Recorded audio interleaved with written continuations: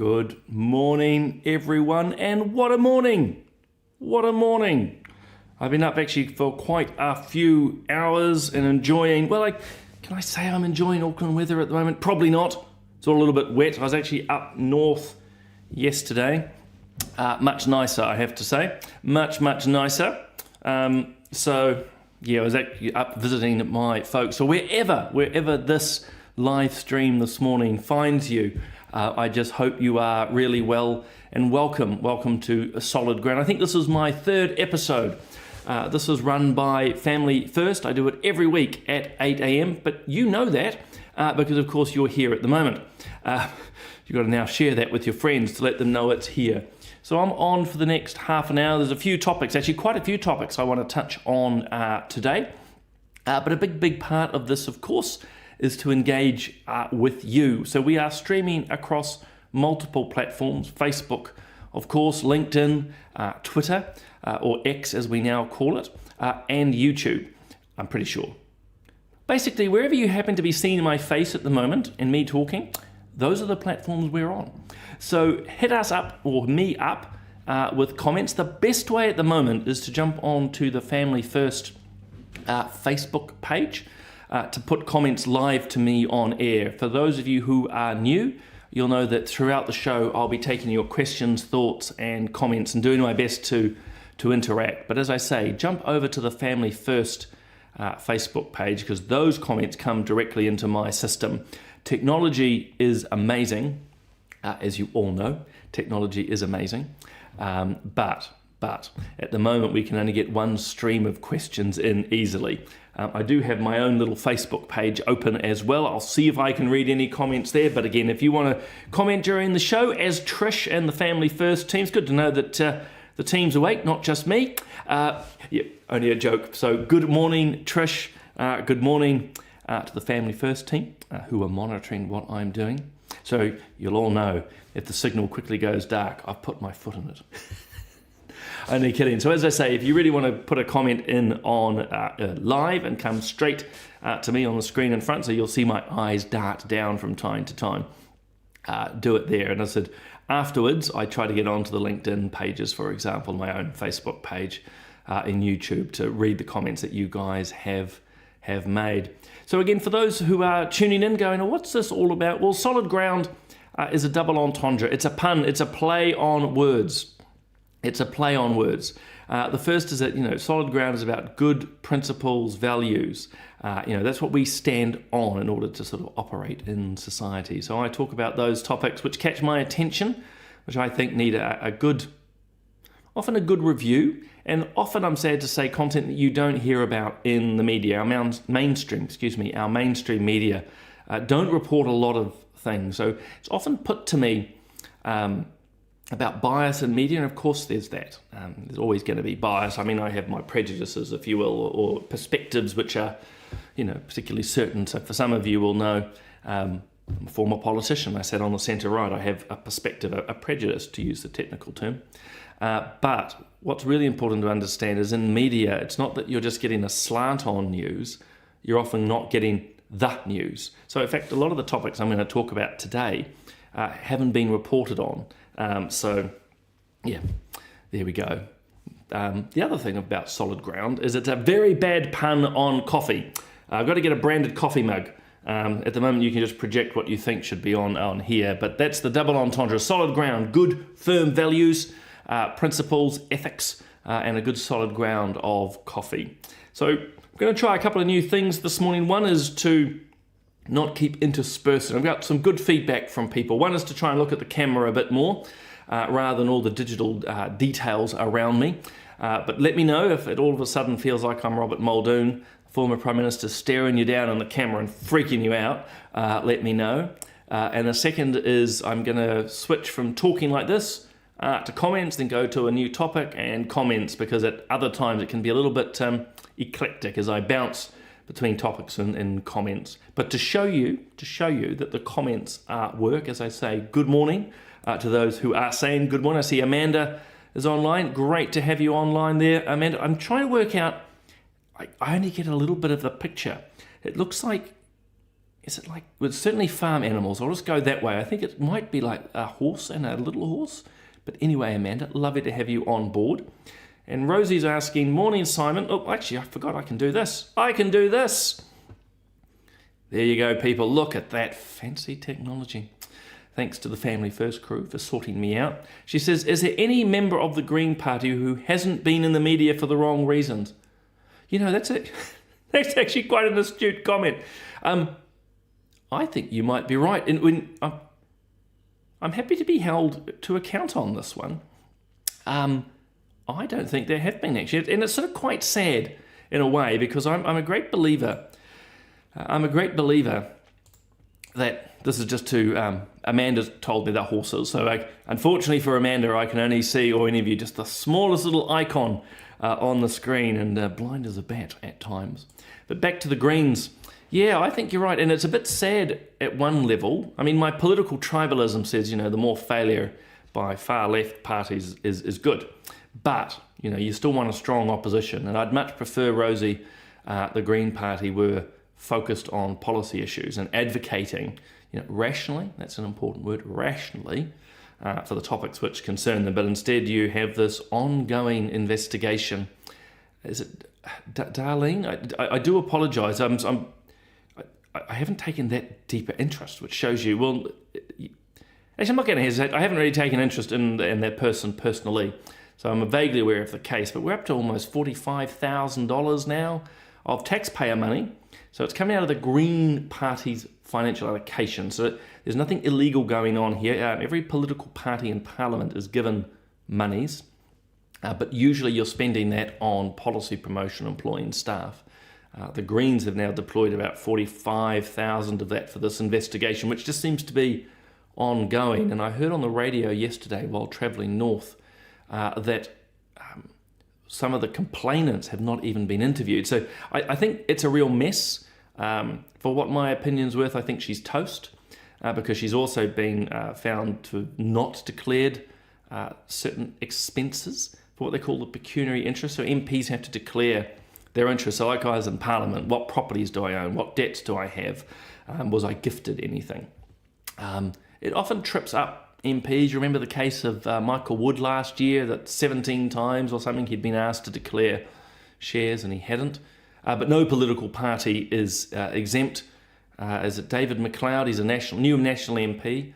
Lovely guy, but somehow he forgot to declare something like 180,000 of donations from last year. So no party is exempt, but the Greens are having a bad time. There's a very, very short, not short, long answer to your question.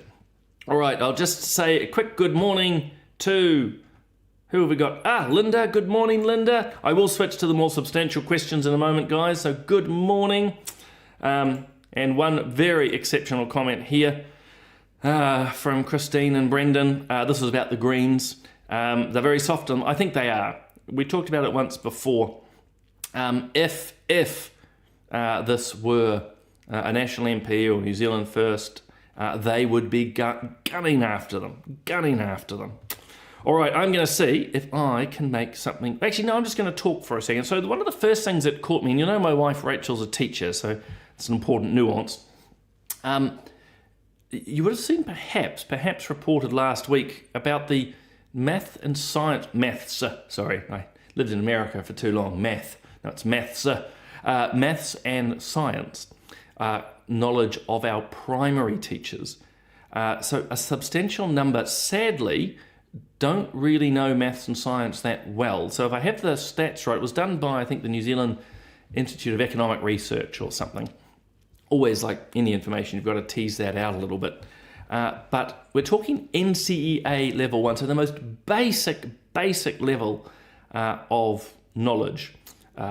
So it says, I'm going to have to look down to read my notes, 1/4 of all primary teachers failed NCEA maths. Failed it. Didn't get the 14 or so credits. Don't know about you, I'm showing my age. I don't fully understand NCEA, but long and short, they failed.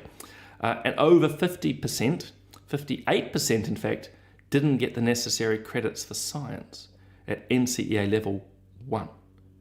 Level 1. So like exceptionally basic.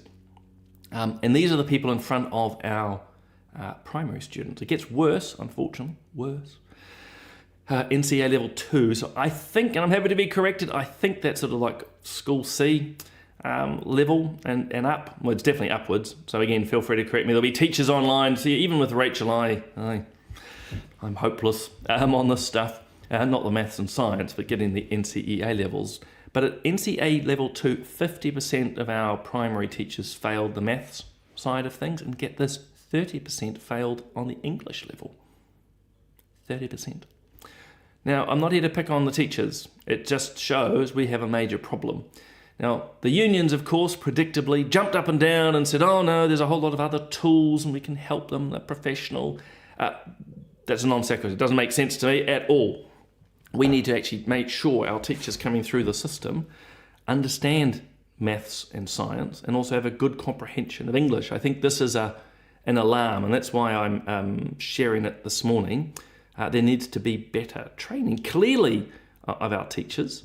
And I would argue as well, we need to have better vetting of who gets into teachers' college or not. And again, the unions, but no, we have our standards. Well, you clearly don't, addressing that to the unions. Again, if 30% of primary teachers did not obtain NCEA level 2 English, we have a problem. And if a quarter don't understand math or science, or it's over half don't understand science, then how can they teach it?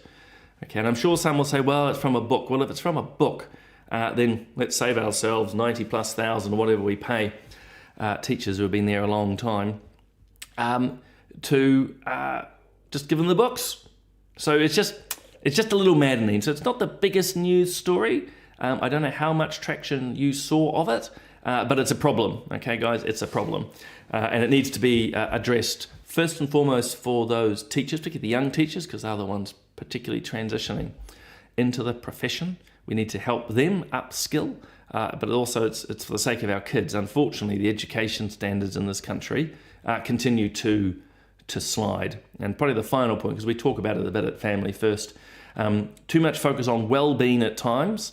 I spoke about it last week, basically kids sitting on the mat being discussing their thoughts and emotions and feelings and becoming extra anxious about it all, where actually we need them to be taught maths and science. But you can see the interrelation a little bit here, can't you? If you're someone who's not confident, if you're a teacher who's not confident in maths or science or English for that matter, you're not going to teach it, are you? That's just sort of basic psychology. I'll jump to a few questions and I'll jump to the next topic.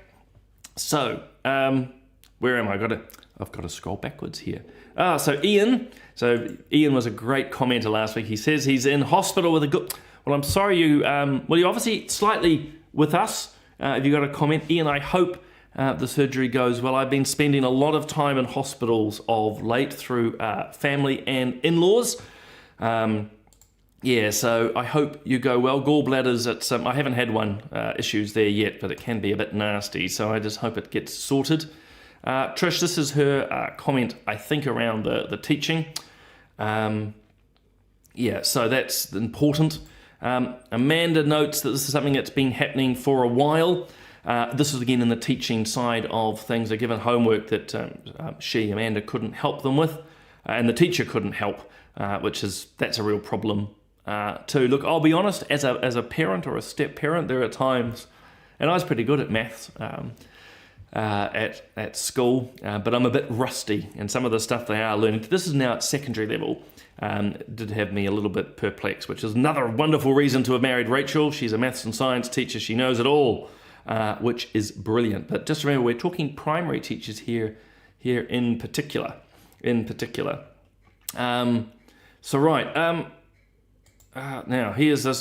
Josh is asking, just making sure, Josh, I'm clicking the right buttons. What are we doing about the anti-free speech laws about don't lawfully allow people to be outside abortion clinics? Nothing I can do anymore, personally, Josh, insofar as I'm not in Parliament. But personally, I thought it was an overreach. I'm pretty sure I'd be on record somewhere when I was in Parliament. I thought it was against free speech.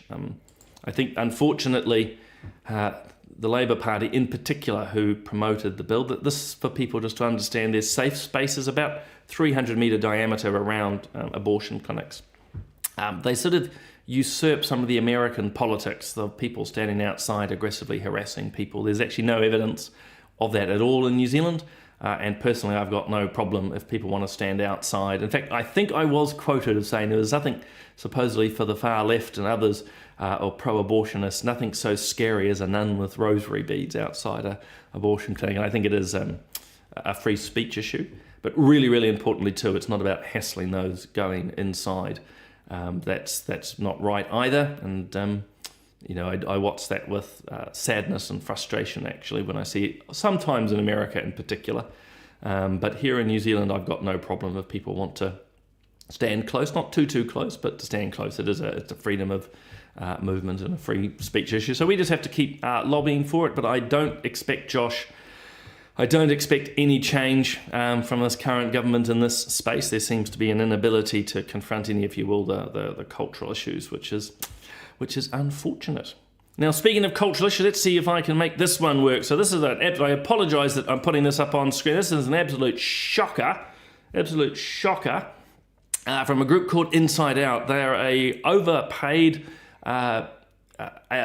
charity, I suppose, or a group. Let's just call them a group. They receive God knows how much, I think hundreds of thousands of government or taxpayer dollars from you. And recently they put up on their website poetry awards. And this is one from an under 16-year-old. You may or may not be able to see it. I'm not trying to traumatise you, but this is the under 16 character. So get that, under 16. This is a young man, we're assuming. Well, it has to be because it's called Father and Son. That basically is sexual analogies based off smoking. I'll leave that to your imagination or not, but this is just an absolute shocker, which was being celebrated by this group Inside Out. So they are the ones who go into schools and particularly promote their rather dangerous ideology.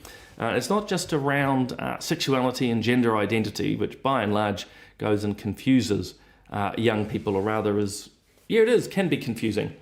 Mainly because these guys come in with an agenda. I think that's a really important part to try and stress here. Inside Out is not gently discussing topics, it's actively promoting, like this one. Again, under 16. If you've read the poem, and they try to hide it, by the way, and the media's not reported this, so it was all up, an under 16-year-old talking about all these issues. Bob, I've seen on Flick, just off the side of my eye, Bob has noted they're a registered charity. And why Bob notes that is that Family First was deregistered because it dares to talk about family. And the court decided, the New Zealand court decided, that family is not a charitable purpose, talking about supporting good, strong families. But promoting explicit sexual content. If you read this poem, it also seems to imply abuse. One does have to query, if this is an under 16-year-old writing, how long's this been going on for? What does the father know? What's involved here? It's pretty disturbing, is the long and the short, okay? So sorry to traumatise you in the morning. I hope you do have a good, strong cup of coffee. But the other thing is that this group, Inside Out, as I mentioned earlier, have an agenda, and this is their rabbiting on of basically very far left politics. And why am I sharing this? These groups are more than whatever seems to be their particular topic. So if you thought about Inside Out, you think about them as an LGBTI increasing alphabet group, promoting their particular view, particularly young people, and they're trying to get to younger and younger and younger people, often behind your parents' back, by the way. But they're also highly political, and this is why I put this up. This is them attacking the current government. And I hope for some of my colleagues, or now former colleagues and others watching, that you might take a second to realise that the hundreds of thousands of dollars you're giving to this charity is basically to a bunch of dirty cultural Marxists. They attack you for just about everything that you're doing in government. They buy into the whole intersectionality cultural Marxist approach. So everything is to be destroyed. They're all for freeing Palestine, whatever that means. They don't like any of this at all. So that's why I'm just putting it up there. So to the government, I have no idea why you would be funding a group like this that in effect, there we go, Now I can disturb you with my face. Why would it be funding groups like this? And I want to be really clear, not simply because of their rather sick use of children, which again is not reported in media, and as that poem shows, hidden. And Haley's right, it's very disturbing. It's exceptionally disturbing, okay? I love the English language, I love poetry.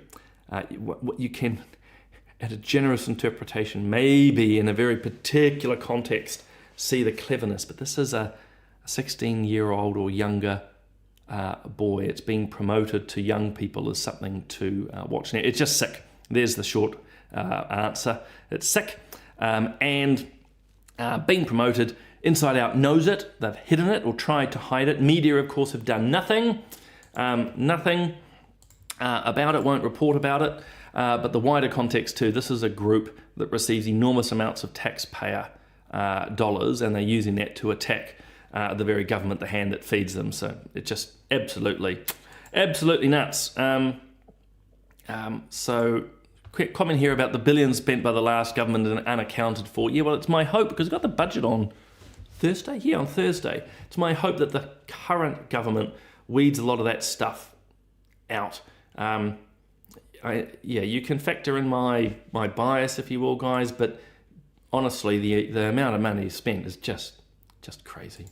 Speaking of bias, here's another little story for you.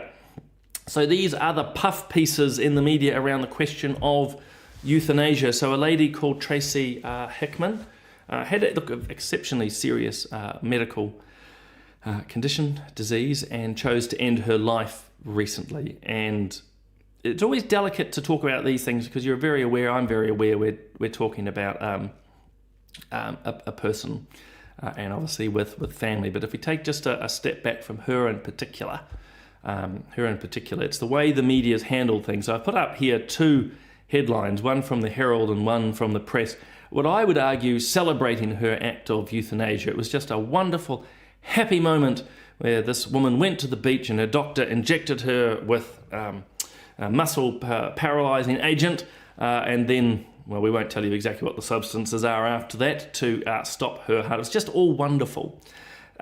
What is striking in our media reporting, so again, these are just headlines, what's striking is there's no balance at all within any of this. It's just a celebration. Euthanasia is just wonderful, according to the New Zealand Herald and the Press. It's just a happy, happy moment where, well, who wouldn't choose it? Why wouldn't you choose it? And if you read the articles, it just goes on to say there's a review coming, there's just a desire to expand it. So why am I sharing this? This is the propaganda which you are being fed almost daily, okay? With something like euthanasia, there'll be those of you on who have various positions on this. There may be some of you are fully supportive, others that have nuanced views. That's fine. That's fine. But I think, and I hope you would agree with me, that you'd expect a bit more balance. Was there anyone there from hospice, for example, who might have been able to say, well, actually, with conditions like that, ladies, we can actually help and care? Were there ethicists or even political people like myself who could say, well, hold on, this sends a statement to others in society that their life's not worth living. Others might point out, well, why are you trying to, if you will, glorify what's happening here just to make it sound really sweet when we actually know this causes a lot of trauma in the family? A lot of people, make a decision with or on behalf of or encouraging of the person who's now deceased, but often begin to regret or question things. There's often an ongoing trauma because at the end of the day, you cannot escape the fact the person did not die naturally. They had their life terminated. And you can try, like proponents of euthanasia do, to wash over that or euphemize it, but this often causes a lot of stress. But it's just a small point, but there's a bit of a campaign, actually not even a bit, I'm being too subtle, I'm far too diplomatic. There's a campaign concerted and across media, a complicity at the moment to promote euthanasia. Be really, really clear. What they're trying to do is set the ground for the review that's coming later this year to try and make change inevitable. These guys, the editors of the Herald, the Press and others, are determined to expand the euthanasia regime here. Okay. At the moment, they think it's too narrow. They want it to basically be a suicide on demand, I would argue, because you head down a slippery slope. They want it more open, and they are determined to push that, which is why their reporting is terrible. Absolutely terrible. Anyway, there's that. Heavy topics this morning, guys, but heavy topics. I will just have I'll just see. I'm not sure what Marie's big point was. But whatever point was made was big, so thank you for the comment. Rosie notes that motor neuron disease, he wasn't given the choice, which says me is good. You're not meant to, the doctors aren't meant to raise it with patients, but I might make two very quick points there.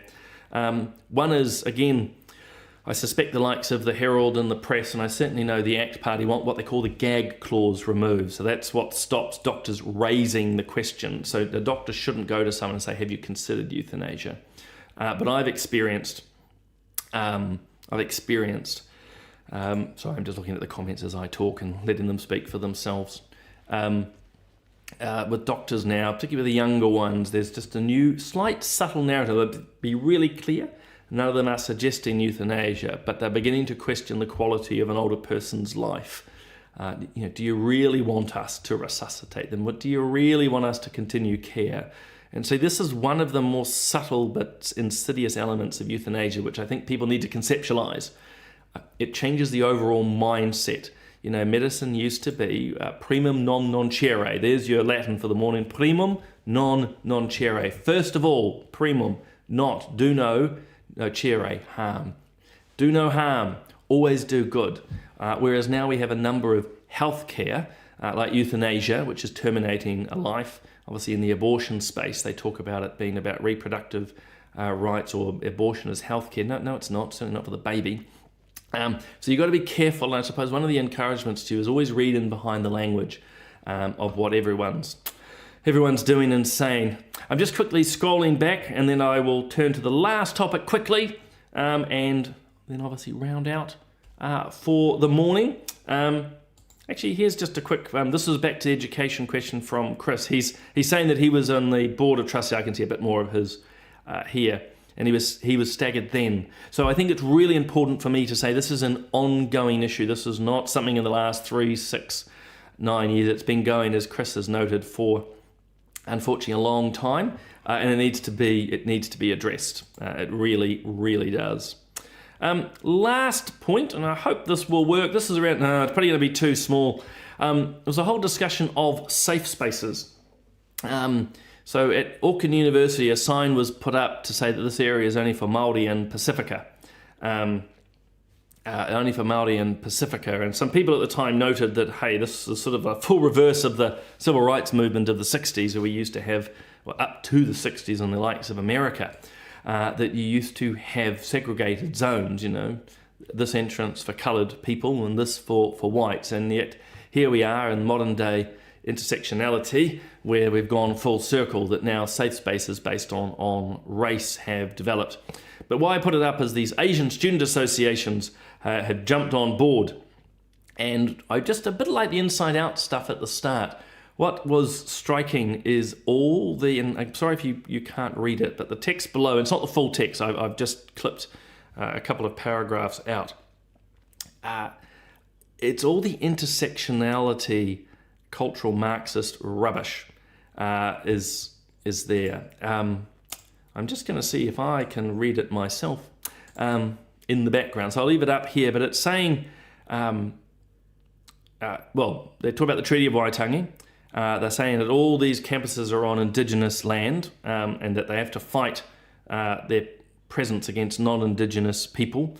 They think that safe spaces are there to build experiences and share cultures. Well, I don't know how that works when you're blocking other cultures. And they're also talking about the systemic racism that's on campus. So why am I sharing all of this? Well, personally, I think there is a time and place, actually. There is a time and place for, if you will, spaces where one gathers. I mean, but they're usually not exclusionary. That's a really important part. So, look, I was part of like a Catholic chaplaincy when I was at university. Anyone was welcome, but that's probably the first difference with these safe spaces. No one's welcome unless they're that particular race. But the second is just how these Asian student associations have bought into that whole wider narrative. So it's not really just about safe spaces based on culture. It's about a dogmatic approach to various political issues, be this the treaty, not questioning sufficiently, which is why it's about safe spaces, because you can't have any ideas that might challenge you. But the third part, seeing that we're having a bit of a go at media today, is, again, all this talk about systemic racism and the suffering they undergo. There's never any examples. Have you noticed that? A lot of this is happening now in reports like this one. They talk about, there's just so much systemic racism on campus. Where? I mean, I'm sure there's isolated incidents, and I'm quite sure it happens across the board. All right, so it's not one-way traffic. But where's the evidence of this? So I just think it's sad that the Asian student associations have bought into this, and I'd put very good money on the fact that actually,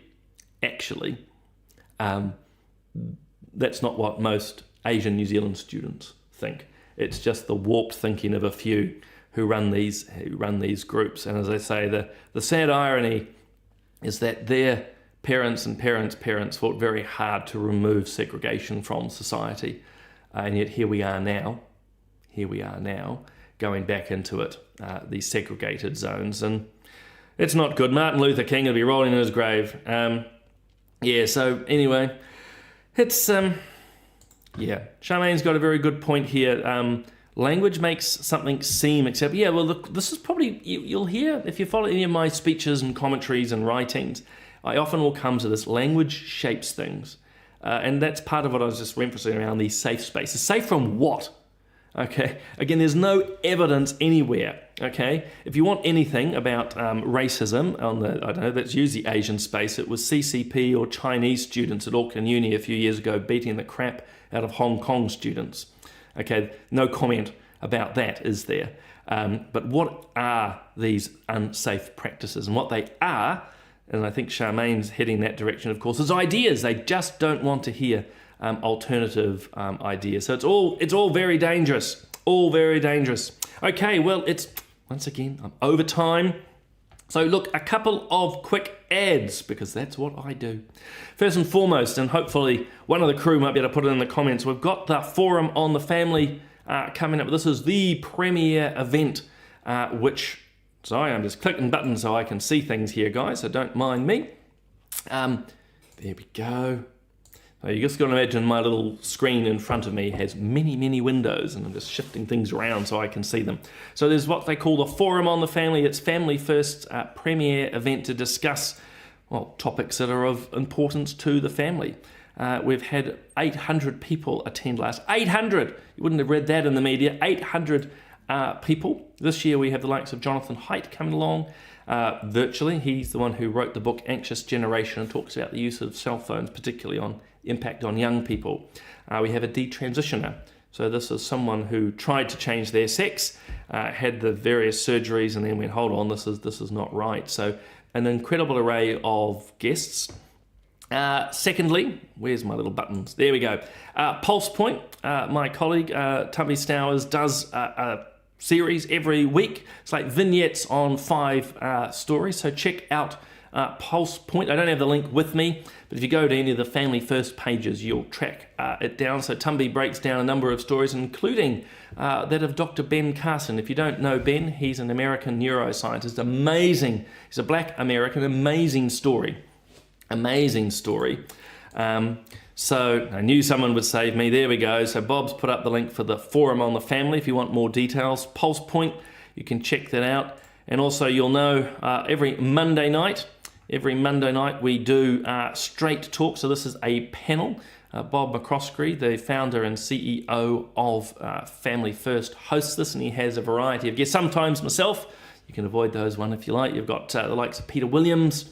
You've got the likes of Rodney Hyde and many more who come and talk the issues of the week. So that's on a Monday night, live from 8 o'clock. So check that out. And also, because look, I'm shameless. If you're interested in my writing, check out my Substack. It's called On Point. I wrote recently about what I called woke-approved violence, where actually we seem to have New Zealanders in the community at the moment who believe that violence is okay for their causes. So think about some of the pro-Hamas protests we have here where people are being violent and they think, no, it's perfectly fine because I believe in this cause. We see what's been happening in New Caledonia. If you're following the news at the moment, again, very violent protests over here. And there's been some, stress the word some, New Zealand activists who say, no, that's perfectly fine against a colonial regime. And then we all think of what happened in Albert Park last year where a group of women seeking to speak were beaten up. And again, that was celebrated. So that's what that little article's about. And then if you can't get enough of me, if for some bizarre reason you think I even now have a little radio show on the RCR network that's on Friday at 10 a.m. So look, guys, there is no shortage of me, which is possibly very traumatizing for everyone involved. But if you want some great content, particularly from the Family First crew, remember Straight Talk on a Monday night, 8 a.m. You've got the Solid Ground, 8 a.m. Sorry, Straight Talk is at 8 p.m. 8 p.m. on a Monday. You've got Pulse Points, that Tumby's news weekly. That's available through YouTube. It comes at different times. It's not set date, but each week she breaks down news. So that's Pulse Point. You've obviously got Solid Ground here on a Tuesday morning, and obviously all the constant content that Bob's putting through. He has his McBlogs most mornings, so check those out. So really just head over to the Family First sites, and as I say, if you can't get enough of me for some reason, check out my Substack On Point, or join my radio show with RCR on a Friday morning. It's 10 in the morning till midday. So there's no shortage, guys, of things. I'm just going to have one last look at the comments. Yes, well, there's a we've got smart asses in the team. They've got to fuel me with more coffee because we've got to have them chatting more. So, guys, I will end it there. You guys have been, as always, fantastic. Lovely to join you. I'll be back again next Tuesday, 8 a.m. for Solid Ground. Bring your questions, comments, thoughts, challenges. I suspect there'll be much to discuss, including that we have the budget this week. The government delivers its budget on Thursday, so there'll be no shortage of things to discuss there. But in the meantime, I hope you have a wonderful day. I've enjoyed engaging with you all, and we'll see you next Tuesday. Oh, and I've clicked the wrong button. Just like that, guys. Hi, I'm back. How about I click this button?